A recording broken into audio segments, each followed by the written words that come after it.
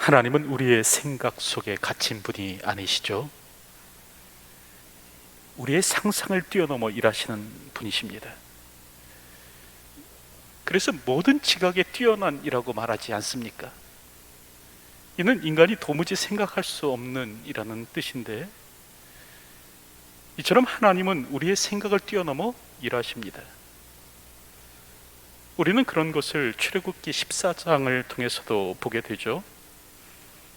출애굽한 이스라엘이 약속의 땅을 향해 갑니다.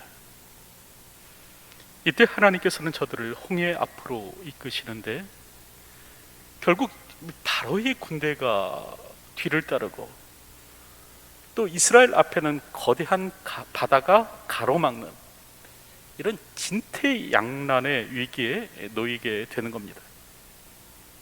하지만 하나님께서는요, 사람이 도무지 생각할 수도 없는 아주 창조적인 방법으로 저들을 구원하십니다. 바다를 가르시고요, 저들로 유유히 그 가운데를 지나게 하사 저들을 건져내시다 인 거죠.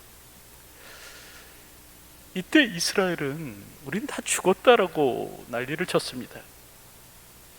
애굽에 매장지가 없어서 당신이 우리를 이끌어내어 이 광야에서 죽게 하느냐? 어찌하여 당신이 우리를 애굽에서 이끌어내어 우리에게 이같이 하느냐?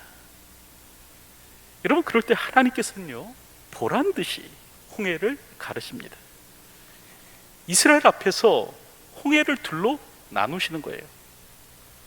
그리고 뒤쫓아온 애굽의 군대를 바다에 담그시죠. 이처럼 우리 하나님께서는 그 누구도 생각 못한 방법으로 우리를 구원하십니다.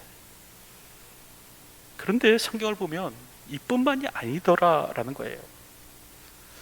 이 출애굽한 이스라엘이 이 광야를 떠돌던 중에 한 번은 불평하기 시작했습니다. 민수기 11장을 보니까 울며 이르되 누가 우리에게 고기를 주어 먹게 하랴? 우리가 애굽에 있을 때 값없이 생선과 오이와 참외와 부추와 파와 마늘들을 먹은 것이 생각나거늘. 지금 저들은 하나님께서 주신 이 만나에 대해서 불평하는 겁니다. 만나 외에는 아무것도 보이지 않는다. 애굽의 음식을 그리워하고 있는 것이죠. 그때 하나님께서는 너희에게 고기를 주어 먹게 하겠다. 하루나 이틀이나 닷새나 열흘, 20날이 아니라 냄새도 싫어하기까지 한 달 동안 먹게 하겠다 말씀하십니다. 그때 모세는요, 이 말을 믿을 수가 없었는데요, 이 백성의 보행자가 60만 명이온데 그들을 위하여 양떼와 소떼를 잡은들 조카오며 바다의 모든 고기를 모은들 조카오리이까. 하지만 하나님께서는요, 거대한 바람을 일으키십니다. 그래서 메추라기 떼를 몰고 오시는 거예요. 성경을 보니까 각기 하루길 되는 지면 위 2규빗쯤에 내리게 한지라고 하십니다. 여기서 하루길이란 대략 한 32km 정도를 말하고요, 2규빗이란 80에서 90cm를 말합니다. 이 8, 90cm 높이로 여러분 메추라기 떼가 쫙 깔리는 겁니다. 그때 성경은 적게 모은 자도 10호멜을 모았더라 라고 그렇게 말씀합니다. 여기서 호멜은요, 성경의 그 부피 중 최대 단위입니다.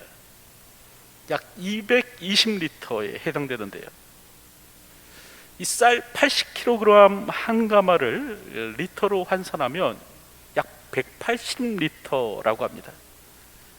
그러니까 이 한 호멜은 약 쌀 한 가마 반의 분량에 해당되는 거죠. 그런데 적게 모은 자도 10호멜을 모았다라는 겁니다. 여러분, 그러니 그 양이 어떠했겠습니까? 이처럼 하나님은요, 우리 생각 안에 갇힌 분이 아니세요. 우리의 생각을 뛰어넘어 행하시는 분이시더라는 거죠. 그럴 때 오늘 본문의 말씀을 보면, 이 오늘 본문의 말씀을 통해서도 그와 같은 것을 보게 되는데, 여러분, 오늘 본문은 상당히 좀 짧죠. 단 한 구절로 되어 있습니다.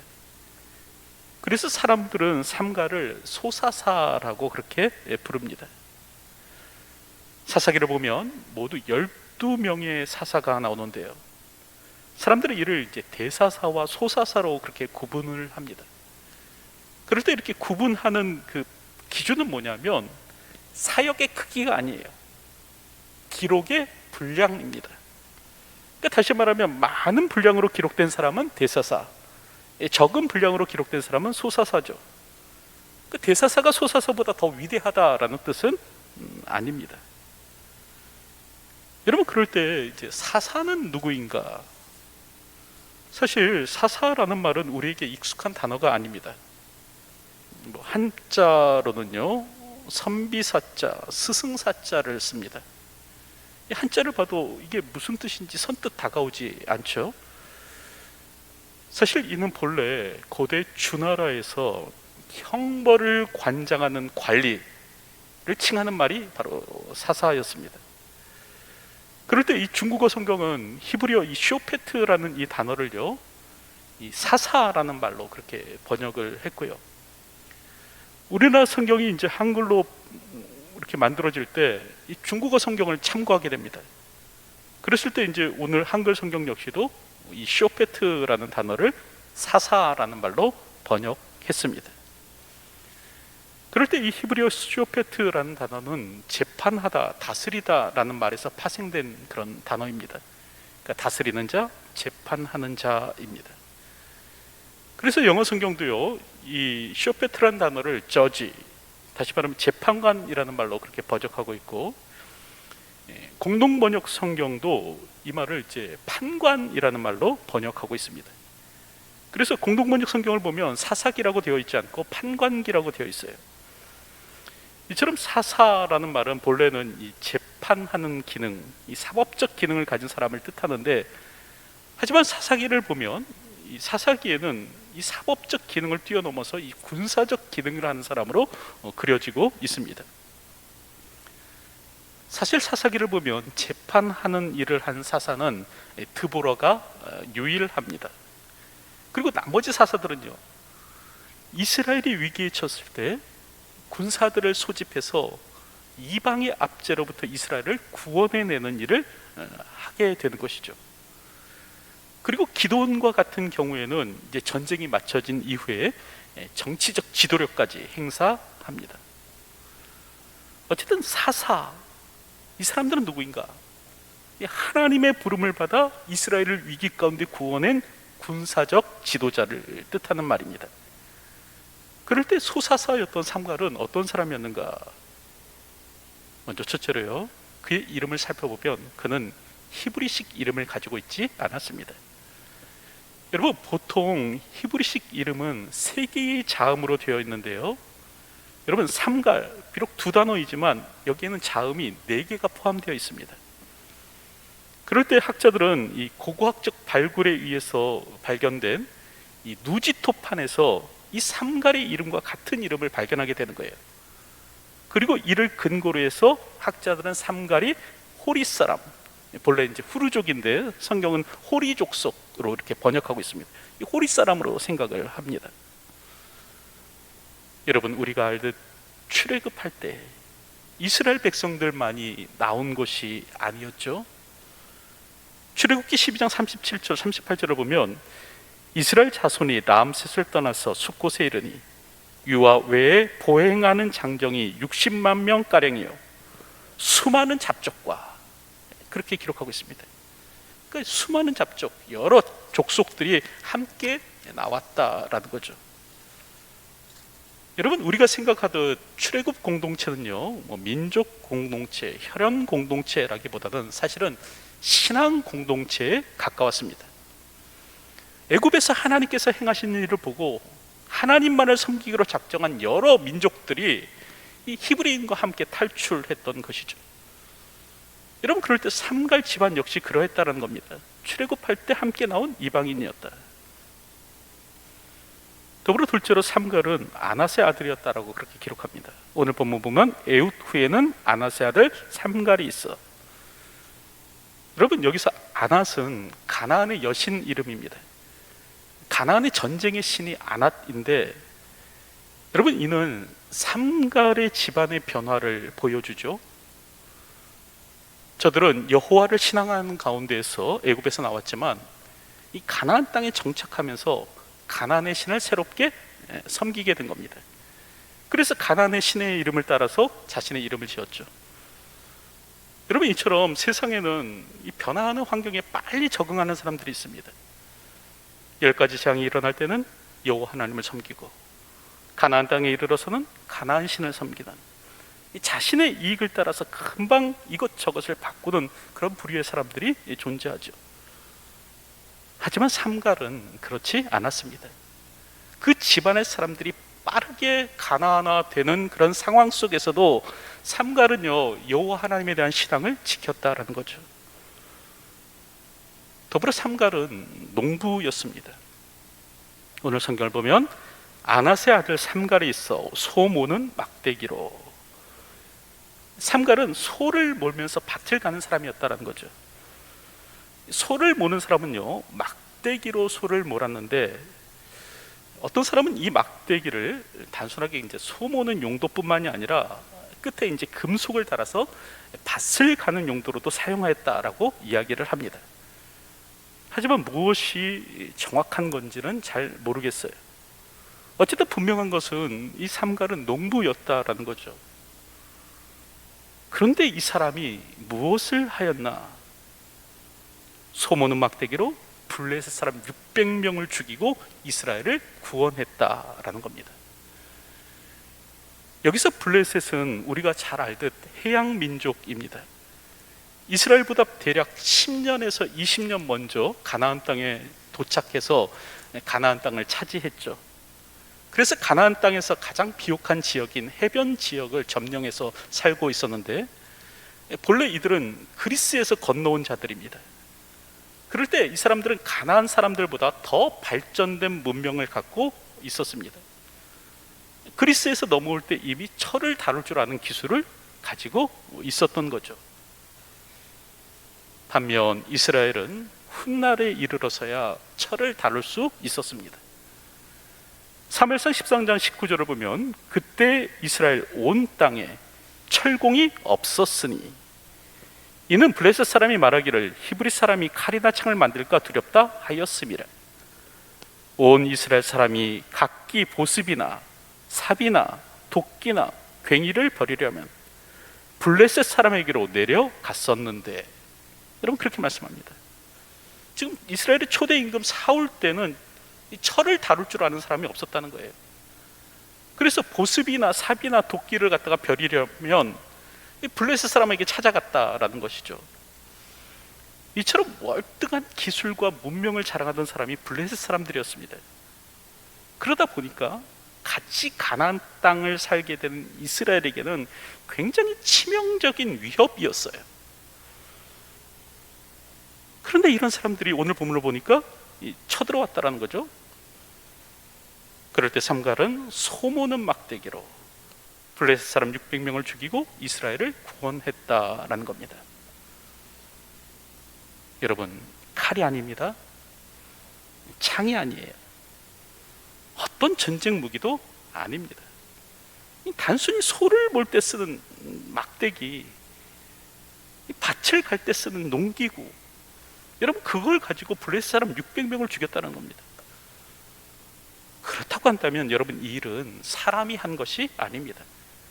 사람이 할 수 있는 일이 아니죠. 이건 하나님께서만 할 수 있는 일입니다.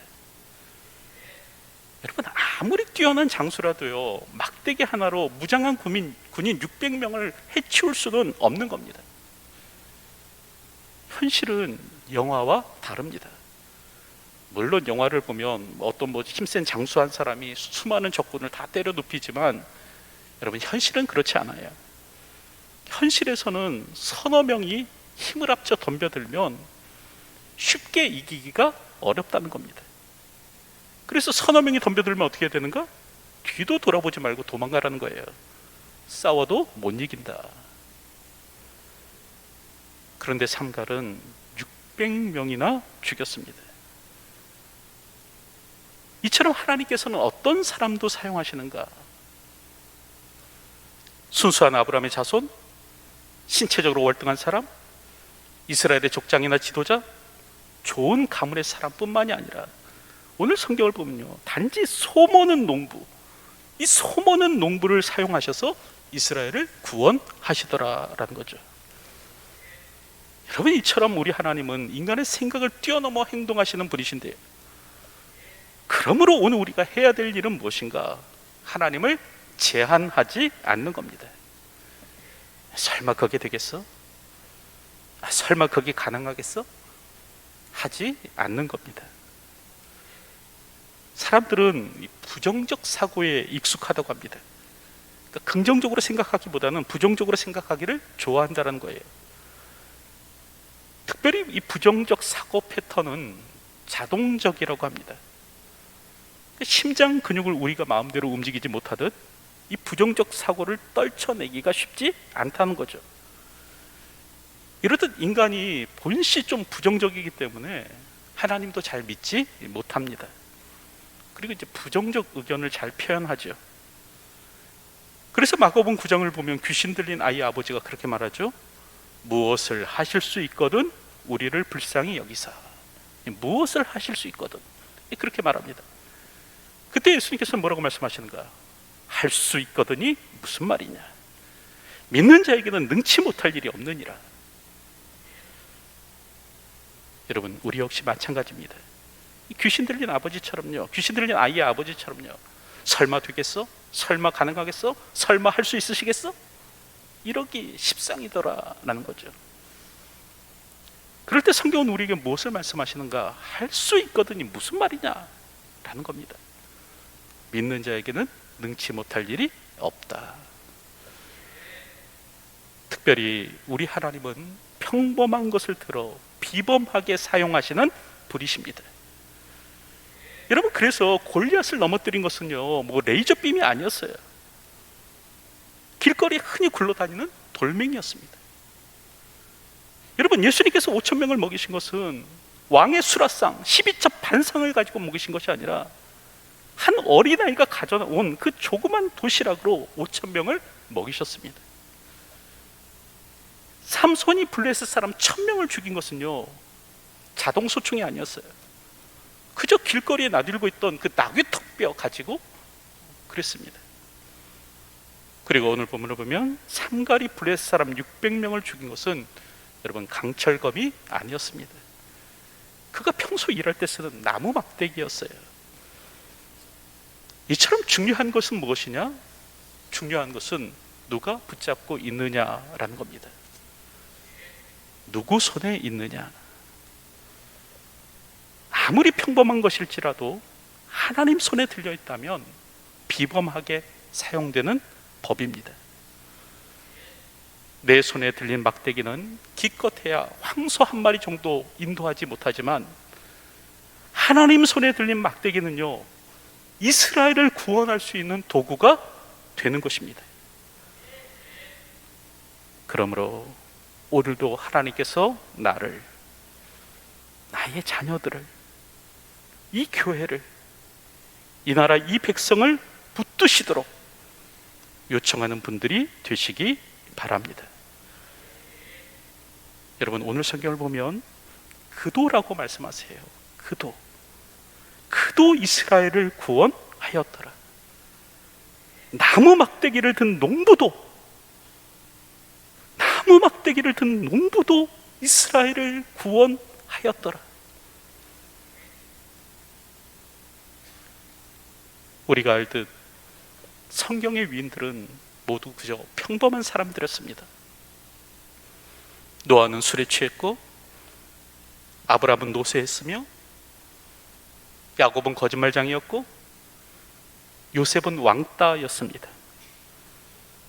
모세는 말을 잘하지 못했고, 삼손은 긴 머리에 바람둥이였고, 라합은 기생이었고, 엘리야는 우울증 환자였습니다.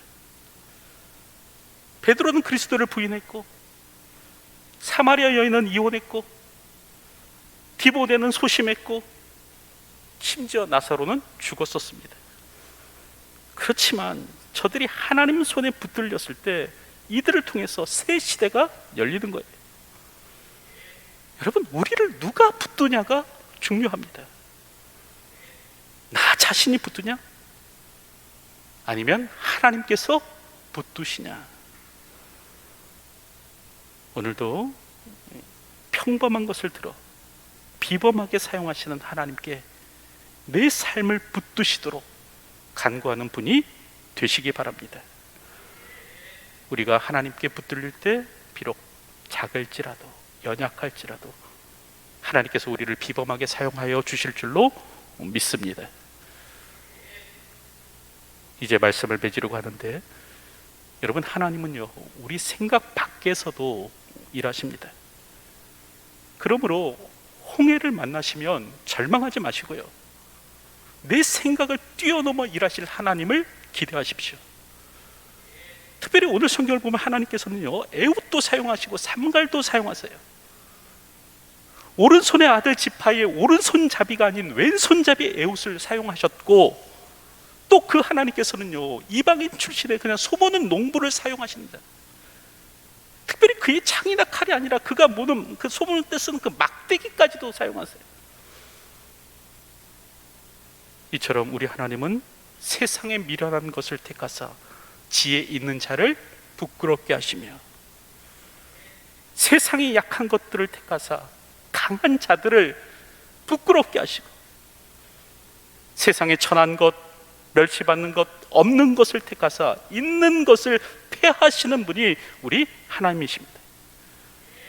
그러므로 오늘 우리가 하나님의 손에 붙들리기만 한다면, 하나님이 오른손으로 오늘 나의 삶을 붙잡고만 계신다면, 오늘 우리 역시도요 삼갈과 같이 하나님 나라를 위해 사용되는 인생이 될 것입니다.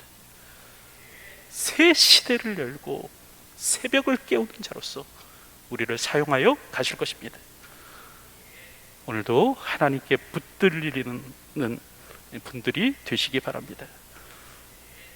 이를 위해 이 시대의 정신에 굴복하지 말고 오늘도 믿음을 굳건히 지키며 기도와 말씀 가운데 자신을 깨우고 하나님의 성령으로 충만하여 사시기 바랍니다.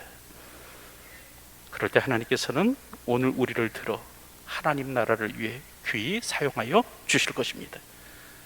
오늘도 그런 삶을 살아가는 저와 여러분이 되시기를 주님의 이름으로 축원드립니다. 기도하겠습니다. 약할지라도 우리를 들어 사용하시는 분이 우리 하나님이심을 고백합니다.